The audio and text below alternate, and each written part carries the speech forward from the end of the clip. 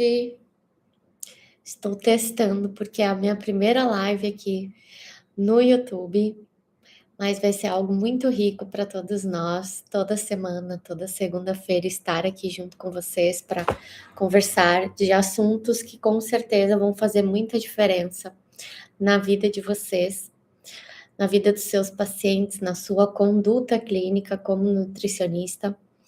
E eu tenho certeza que vai ser algo transformador e que vai te trazer muito conhecimento, vai enriquecer ainda mais. Estou tentando colocar na tela os meus slides, mas se não tiver, vai ser num bate-papo mesmo para a gente conseguir, então, construir aqui um raciocínio e continuar e fazer a nossa live ser muito rica de qualquer forma. Vou pegar meu cafezinho para a gente estar aqui juntos agora, conversando sobre os erros, o erro, né, que a gente tem aí na nossa avaliação, o que a gente qual que é a seletividade alimentar, né? O que acontece quando a gente não consegue ter uma avaliação completa? Onde que está o erro disso, né? Então, algo que a gente fala bastante e a gente precisa pensar sempre é sobre todas as questões relacionadas à nossa avaliação quando a gente tem um paciente que não está evoluindo, né? Então, se o paciente ele não evolui, onde que está o erro na nossa conduta? Geralmente é na nossa avaliação, né? Então, a nossa avaliação é que acaba estando deficiente, né? Não estando de forma correta na nossa conduta, a gente não está conseguindo olhar para além daquilo que precisa ser olhado para que a gente consiga, de fato, ter uma avaliação completa.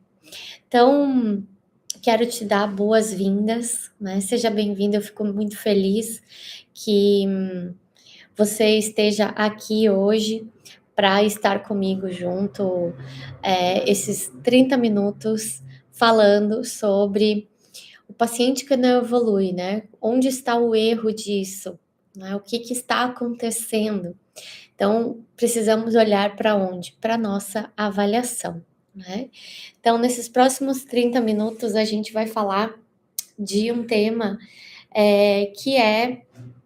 que toda semana aparece no consultório e que quase todas as nutricionistas, na verdade, que trabalham com seletividade alimentar, já aconteceu, né? Todo mundo, em algum minuto, em algum momento, já aconteceu isso.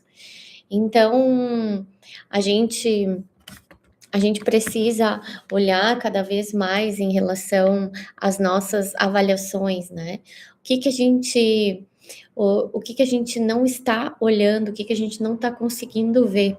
E o foco aqui hoje não é só fazer com que essa criança seletiva ela coma, e não é pular etapas também.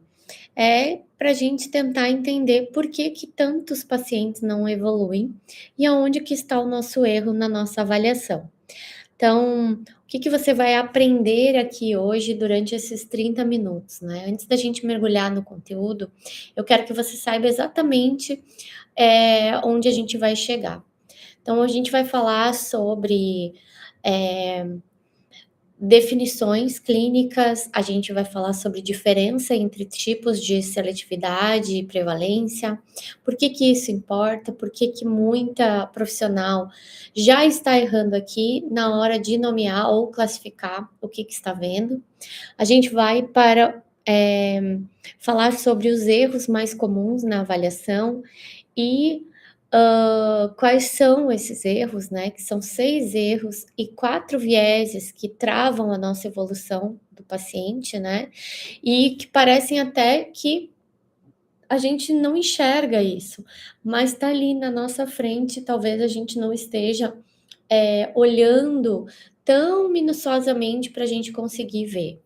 E um outro lado mais prático é falar sobre instrumentos que são validados, né, na área da seletividade alimentar e pensar numa anamnese, no roteiro, um fluxo de conduta que você pode adaptar no seu atendimento, certo?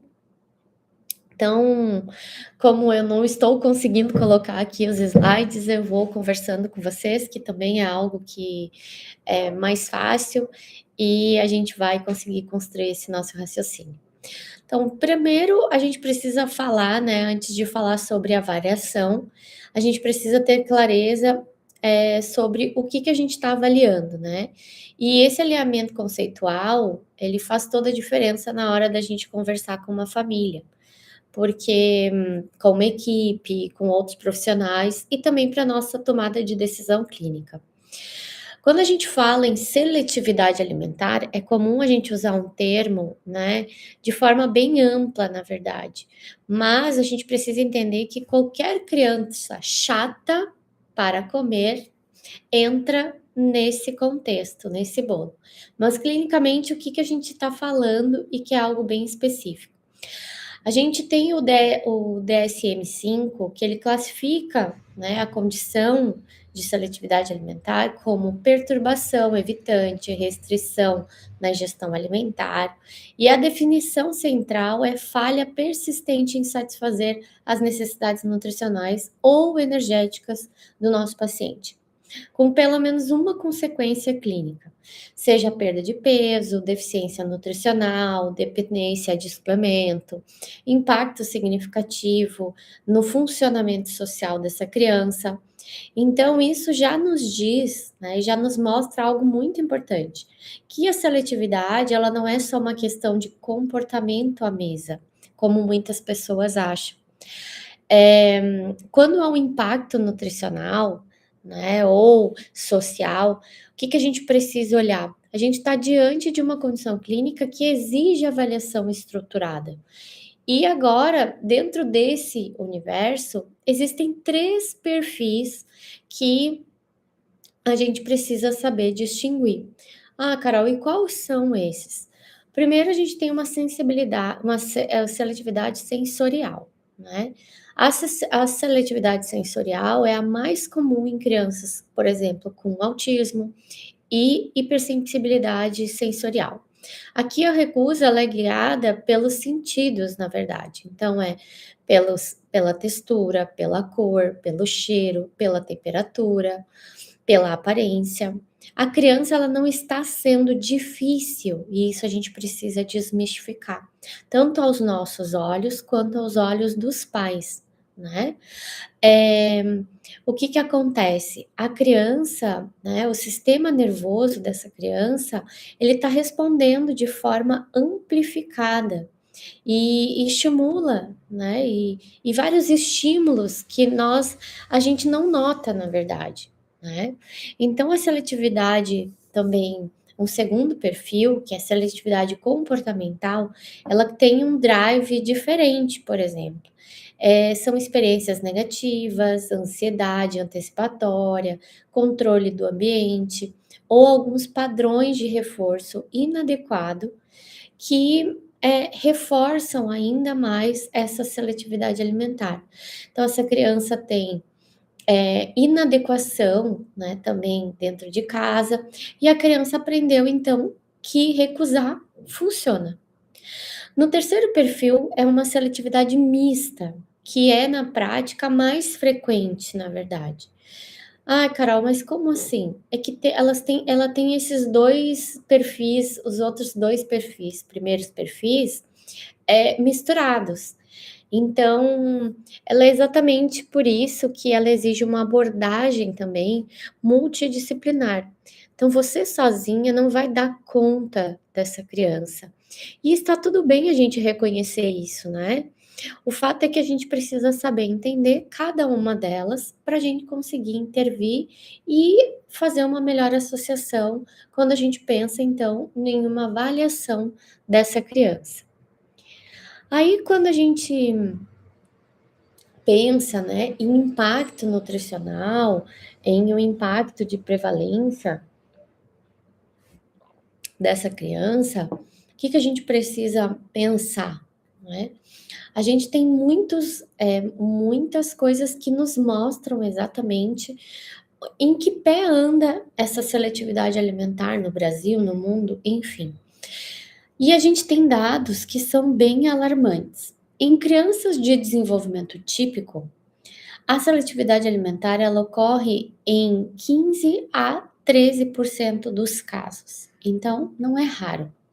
Mas em crianças com autismo, né, neurodivergentes, esse número ele sobe para 80%.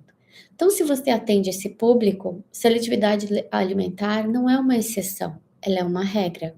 Então, partimos deste princípio. E o impacto nutricional, ele é real e documentado.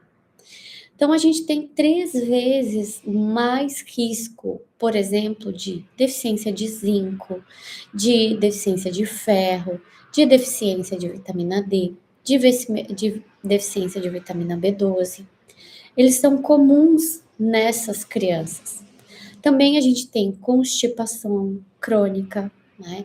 A gente tem um comprometimento do crescimento dessa criança e a gente tem um impacto que a gente não pode ignorar, que o que é? A sobrecarga emocional da família. Isso é algo que a gente precisa olhar. E a criança seletiva, ela não sofre sozinha, na verdade, né? Os pais, eles já estão totalmente exaustos, eles têm culpa, eles não sabem mais o que fazer. E parte do nosso trabalho, nós como profissionais, né, que trabalhamos com seletividade alimentar, é fazer o quê? Aliviar esse peso, porque a gente precisa também fazer isso, né? E como a gente vai fazer isso? Com uma avaliação que mostra o caminho. Por isso que se o nosso paciente não evolui na seletividade, o erro está na avaliação. Então, guarda esse dado. A seletividade sem intervenção, ela persiste na adolescência até em 40% dos casos. E isso derruba o mito do ele vai crescer e comer. Então, olha que interessante quando a gente para pensar isso. E se você quer aprender muito mais sobre isso também, vai ter a imersão VOE agora dia 6/6, onde você vai aprender sobre seletividade alimentar em bebês de 6 meses a 3 anos. Então corre lá para se inscrever lá no link da bio do meu Instagram, doutora Carol Bandeira, para que você não perca isso e aprenda cada vez mais sobre esse tema. Bom, então, quando a gente pensa nesses erros, né, que são os mais comuns na avaliação e que a gente não está conseguindo enxergar. Aqui eu gosto de pensar e de discutir, porque é onde a gente mora na verdade o nosso bloqueio real de muitos casos. É onde a criança ela não evolui, não porque o tratamento é difícil, mas porque a avaliação que nós fizemos foi incompleta. Perceba o que eu estou falando. Então, eu vou te passar 6 erros rapidamente, mas eu quero que você pause, né, em cada um e se pergunte se você já fez isso. Então, qual que é o primeiro erro? Avaliar só o que a criança come. Esse é o básico. A maioria das anamneses, ela lista o quê? Ela lista o que a criança aceita, né? Mas o diagnóstico está no padrão de recusa. E o que ela rejeita, como rejeita, em quais condições. Esse dado ele costuma ficar de fora. Então faça essa pergunta. O segundo erro, não investigar a história sensorial dessa criança. Ah, Carol, como assim? A gente precisa olhar para hipersensibilidade oral, tátil e olfativa. elas são, na verdade, subdiagnosticadas, porque ninguém perguntou.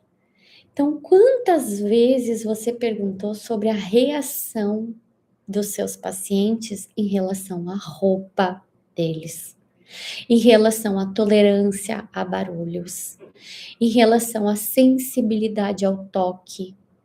Isso tem tudo a ver com comportamento alimentar. Então, pense sobre isso também e coloque na sua avaliação. Depois, a gente tem que pensar assim: bom, qual que é o terceiro erro? A gente precisa desconsiderar o ambiente. Como assim, Carol? Bom, a dinâmica à mesa é clínica. Pressão, distração com tela, rituais de reforço, de recusa, ansiedade dos pais. Tudo isso vai impactar onde? Diretamente que é o que acontece no prato. Se você não mapeou isso, a sua avaliação está incompleta. Então, você precisa também olhar em relação a isso para ajudar você na sua avaliação.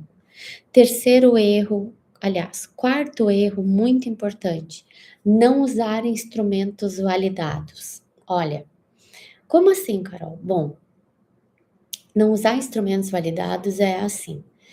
A anamnese livre, ela é útil, mas ela é insuficiente. Sem escalas padronizadas, os dados são incomparáveis, gente. Você não consegue medir evolução e tomar decisão no escuro. Então, isso é uma coisa que a gente precisa entender, que existem vários instrumentos validados, e eu vou falar sobre isso aqui, e que você precisa utilizar na sua anamnese. Bom, o quinto erro: atuar de forma isolada. Olha, eu sou uma nutricionista que eu só trabalho em conjunto com outros profissionais, e vocês já vão entender por quê. Seletividade alimentar, ela é com componente, por exemplo, sensorial, ele pede o quê? Uma fono, uma TO. Uma seletividade que tem uma ansiedade pede o quê? Uma psicóloga. Você pode e deve, como nutricionista, coordenar esse cuidado, esse paciente, mas não dá para você fazer tudo sozinho. Então você precisa ter uma TO, uma físio também, uma fono e uma psico para chamar de sua, para que vocês consigam trabalhar juntas no mesmo raciocínio clínico, e também uma pediatra, para a pediatra que tem um olhar mais ampliado para a seletividade alimentar, para que vocês consigam ampliar este olhar e fazer com que essa criança de fato evolua. Porque sem tudo isso, não tem como a gente conseguir evoluir. Sexto erro. Qual é, Carol? Definir metas em base a definir as metas, né, de forma real. Porque definir metas sem uma base adequada é não fazer nada. Então, se você não sabe quantos alimentos a criança aceita hoje, de quais grupos, com quais texturas, como você vai saber se ela evoluiu em 3 meses, por exemplo? Porque a meta ela precisa ter um ponto de partida.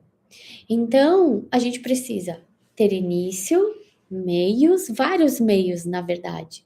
Porque o fim, ele é bem longo, mas a gente precisa, a cada 3 meses, fazer uma nova avaliação e uma devolutiva para esses pais, para também acalentar o coração deles e a gente conseguir evoluir esses pacientes. Então, isso tudo vai fazer sentido. Depois, nós temos muitos vieses que que comprometem o diagnóstico dessa criança. Ai, Carol, como assim? Além dos erros que a gente tem técnicos, existem vieses de interpretação que distorcem o diagnóstico dessa criança desde o início. E a gente tem alguns que aparecem com muita frequência e que a gente precisa saber interpretar.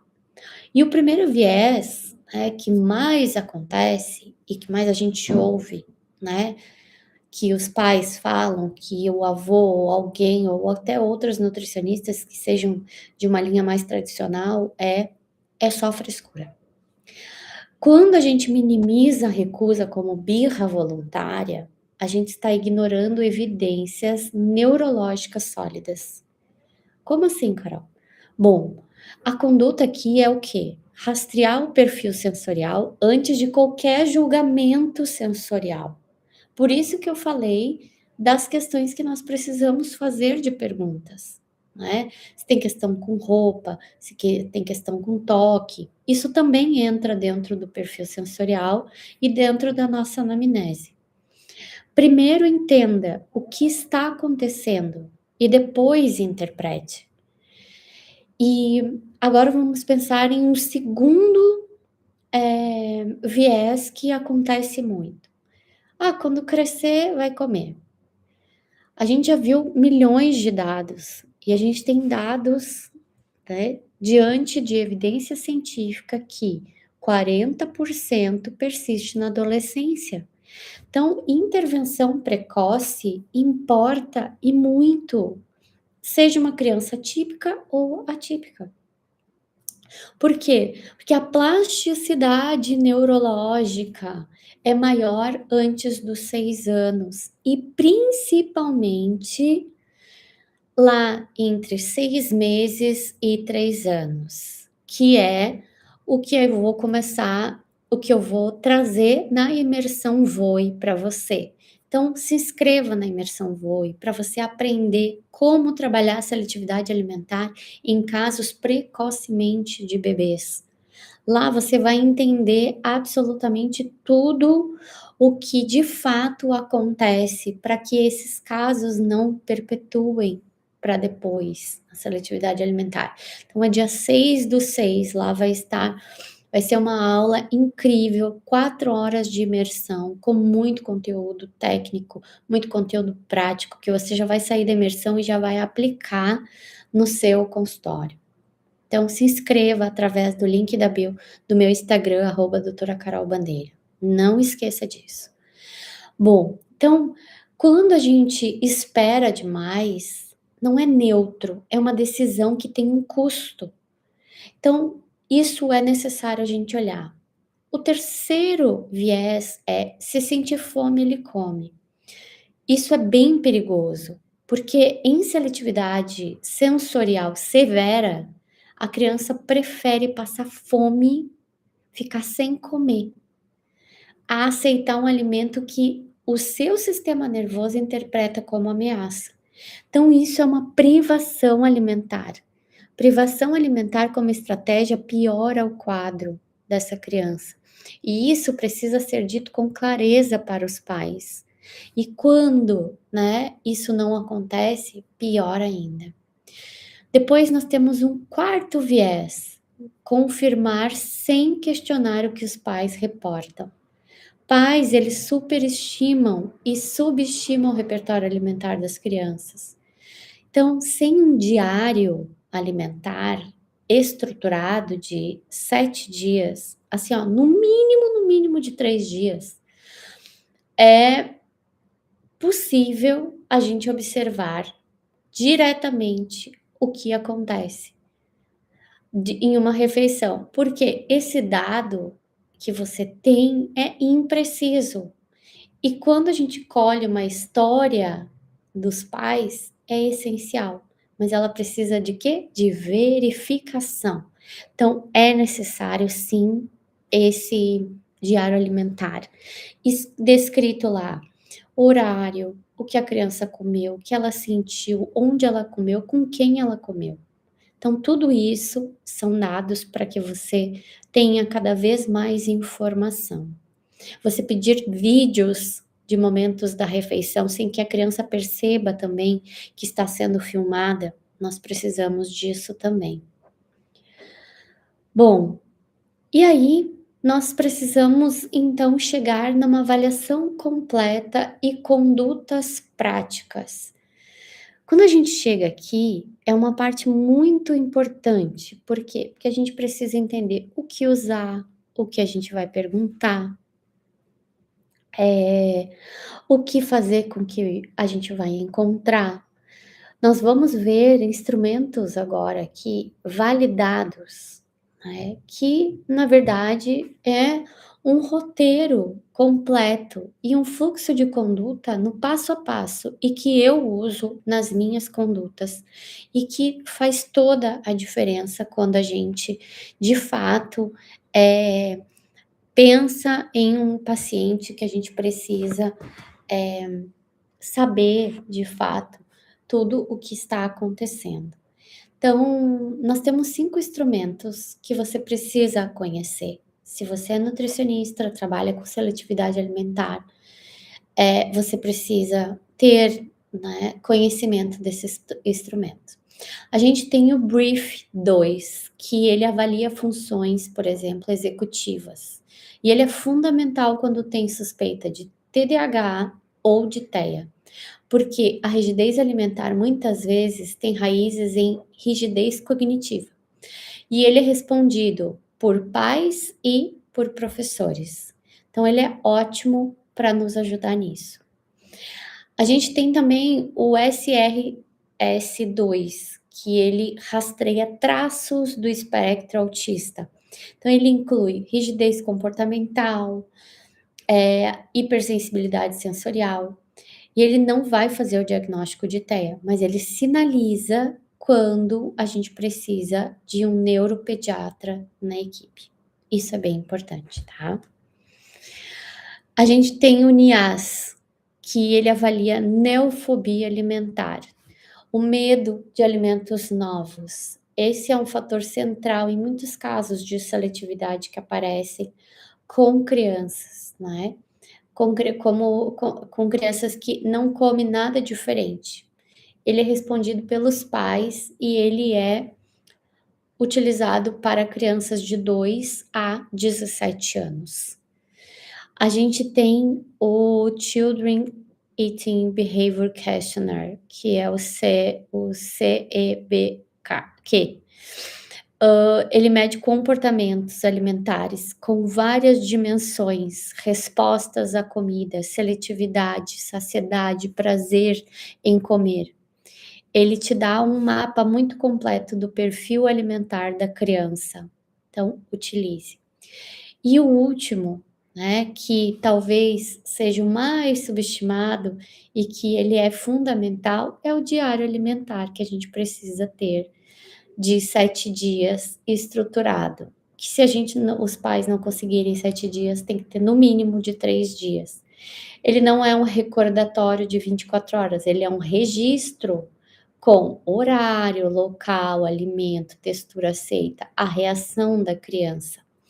Esse instrumento ele revela padrões que a anamnese nunca vai capturar, porque a gente não vai conseguir através da anamnese, só através do diário alimentar que ele vai nos ajudar. Dito isso, o roteiro da anamnese ela funciona como para uma seletividade alimentar? Ela deveria ser em 4 blocos e todos eles são inegociáveis, certo? Então, o primeiro bloco é a história alimentar. A gente pergunta desde o aleitamento, da gestação, se houve dificuldade de pega, se teve intercorrência na gestação, com quantas semanas a criança nasceu, peso ao nascer, tudo, absolutamente tudo da criança. Se teve cólica intensa, se a introdução alimentar for por BLW ou foi papinha, quando a criança aceitou texturas diferentes, se houve episódios de engasgo ou experiência negativa com a comida. Esse horário todas essas questões são muito importantes. E esse histórico é um mapa de território que a gente precisa ter para entender onde que a gente está onde a gente está, né? Que momento em que a gente está, o que aconteceu antes disso. No segundo bloco vai ser um perfil sensorial. Aqui você pergunta sobre reações à textura, temperatura, cheiro, cor, mas também você vai além da boca. A criança reage, por exemplo, ao contato físico com alimentos nas mãos. Tem hipersensibilidade tátil fora da alimentação, então, com as roupas, com abraços, não gosta de abraço, não gosta que mexa no cabelo, rótulo de roupa, quer tirar tudo, né, as etiquetas, tolera barulho no ambiente da refeição. Esse perfil sensorial ele é mais amplo que a boca, então precisa muito ser olhado. No terceiro bloco, a gente vai fazer o quê? Dinâmica familiar e ambiente, que a gente vai conseguir aí de ter, né, mais informações como quem que oferece a comida dessa criança, o comportamento muda dependendo de quem está oferecendo. Tem tela na hora da refeição? Os pais, eles pressionam, insistem, desistem, enfim. Outros membros da família têm restrição alimentar. O ambiente explica muita coisa, então por isso que é importante a gente perguntar tudo isso. No quarto bloco, nós vamos perguntar e ver sinais de alerta. Quais são esses, Carol? Menos de 20 alimentos aceitos é um sinal de alerta. Então, recusa de grupos alimentares inteiros, jamais ter aceito frutas ou proteínas animais, perda de peso, queda na curva de crescimento, impacto na vida escolar e social. Qualquer um desses, ele pede atenção redobrada e possível e encaminhamento, certo? Depois, a gente vai entender que, com a avaliação completa nas nossas mãos, o fluxo de conduta tem praticamente 5 etapas. Então, a gente vai fazer o quê?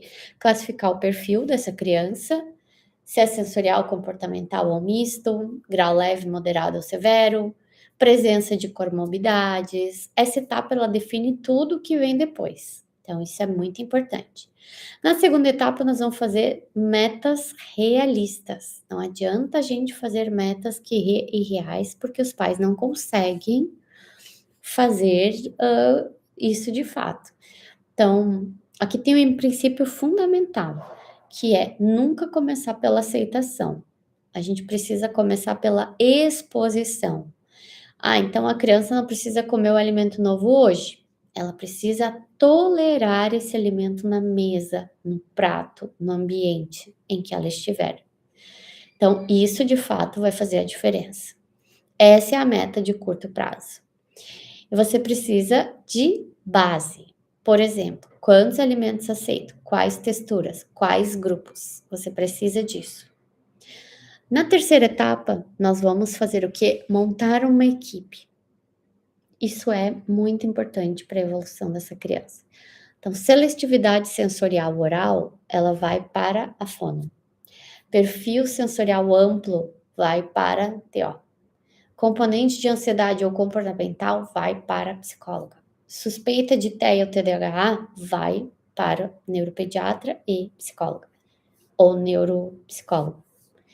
Você é que vai orquestrar isso e você não vai trabalhar sozinha, porque a gente não sabe e não consegue trabalhar sozinha, a gente não pode agarrar tudo isso com as mãos, né? A gente precisa, de fato, enviar para as pessoas que sabem e devem trabalhar em cada um as suas áreas. Quarta etapa é orientar a família. Esse é um pilar que a família precisa entender o modelo principal, divisão de responsabilidades, que a gente vai ver e vai explicar sempre, sempre e sempre e sempre para os pais. E precisam sair da consulta sabendo que pressão piora o quadro. Então, isso precisa ser dito com clareza, certo?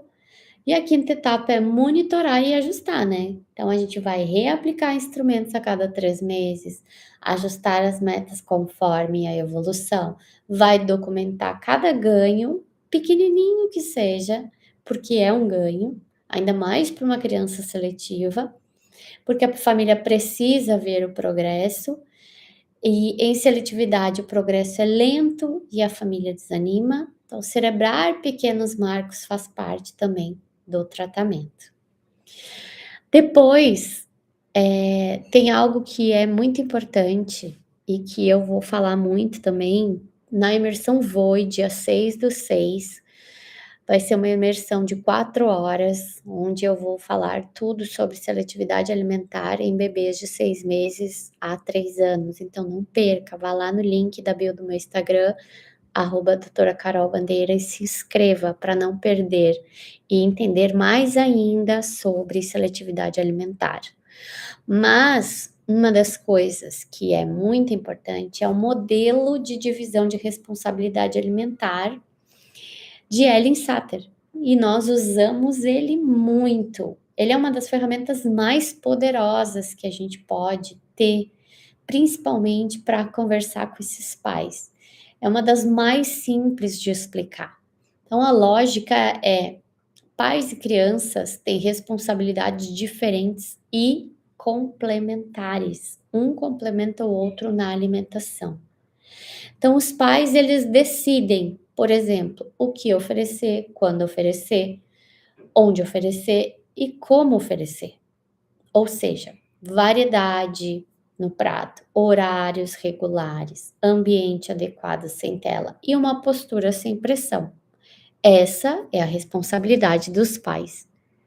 As crianças, elas decidem se vai comer, quanto vai comer, o que vai experimentar do que foi oferecido e o ritmo dela próprio na sua exploração alimentar.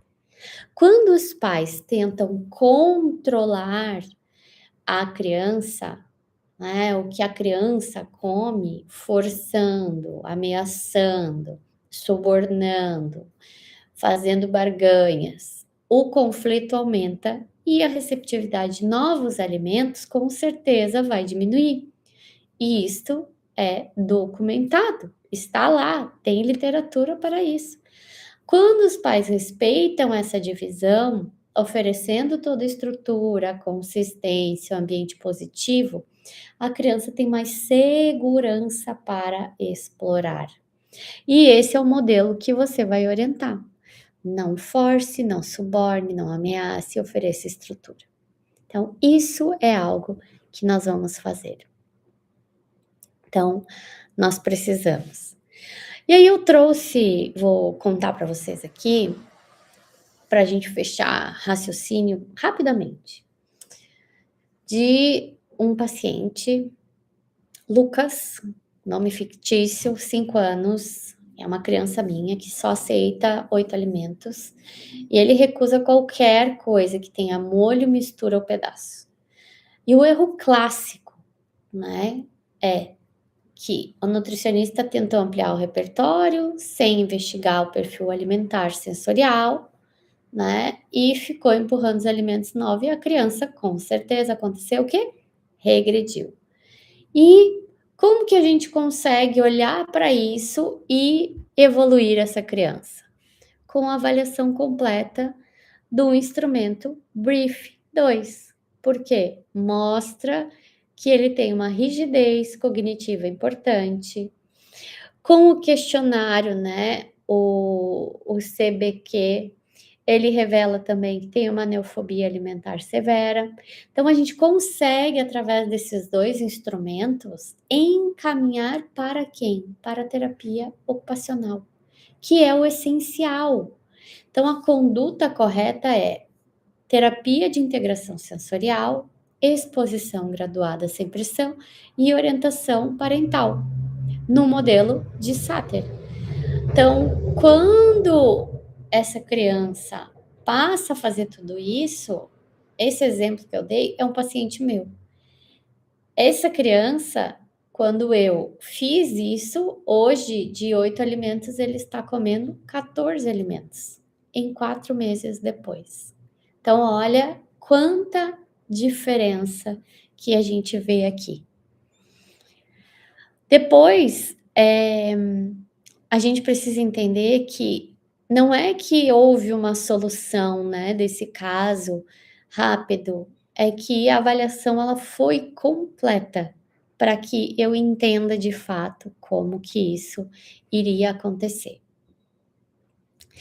E para a gente fechar tudo isso, é uma das coisas que é importante, que o checklist que você usa como rotina no seu atendimento, ele precisa ter questões reais e fundamentais, que são os 4 blocos que eu falei anteriormente: história alimentar, história, né, familiar, perfil sensorial, repertório e ambiente.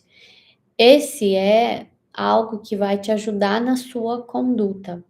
Não precisa ser feito, né, tudo junto. Você pode dividir. Eu gosto de fazer e faço a avaliação primeira somente com os pais. É uma consulta que dura umas 2 horas para eu fazer todo esse levantamento. Depois eu faço somente com a criança, no teste de sensibilidade para entender onde está essa criança e depois eu fazer a primeira devolutiva. Mas tem pessoas que não fazem assim, mas no final de 2 a 3 sessões, eles encaixam tudo isso e conseguem, hã, dar a sua devolutiva. O fato aqui é, qual o erro que você não está fazendo na sua avaliação, que você não está conseguindo fazer essa devolutiva e avançar esse paciente de forma correta. Então volta aqui nas coisas que eu conversei na aula para que você entenda de fato o que eu estou, te ensinando e te mostrando através de evidência científica que isso dá certo. E resumindo o que você aprendeu aqui nessa aula, que seletividade alimentar é uma condição clínica, ela não é frescura. Nomear corretamente muda a abordagem com a família e com a equipe. Avaliação sensorial e ambiental, elas são inegociáveis. Se você não mapeou o perfil sensorial e a dinâmica familiar, a avaliação está incompleta. Use instrumentos validados, o BRIEF, o SRS, o NIAS, o CBQ, diário estrutura e o diário alimentar estruturado de 7 dias. Esses dados comparáveis geram decisões muito melhores e que vão te dar um norte, com certeza, muito melhor. Trabalhe com a família, não contra ela. A família é a sua aliada. Então, culpa e pressão pioram o quadro ainda mais dessa criança. Estrutura e consistência vão construir algo melhor. Equipe multidisciplinar faz diferença real no prognóstico dessa criança. Então, você não precisa saber tudo. Você precisa saber quando acionar a quem e quem, né? Que você já trabalhe e você saiba como que as pessoas também trabalham.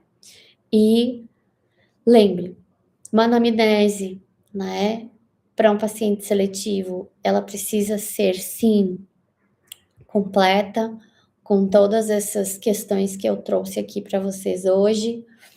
Revisar também os casos de vocês, né, a partir dessa aula que estão travados e avaliar, né, através desses, desses documentos, desses instrumentos, vai ajudar você a ter um outro olhar. E, por fim, comece a montar a sua rede multiprofissional, que isso vai mudar completamente a tua abordagem, né? E não vai ser mais solo e vai dar certo a partir disso. E quero te convidar mais uma vez, dia 6/6, para a imersão Voe, que é uma imersão onde eu abordo seletividade alimentar de 6 meses, de bebês de 6 meses a 3 anos, com todas as coisas, para que você consiga entender de fato o que a gente está, né, fazendo e entendendo aqui, certo?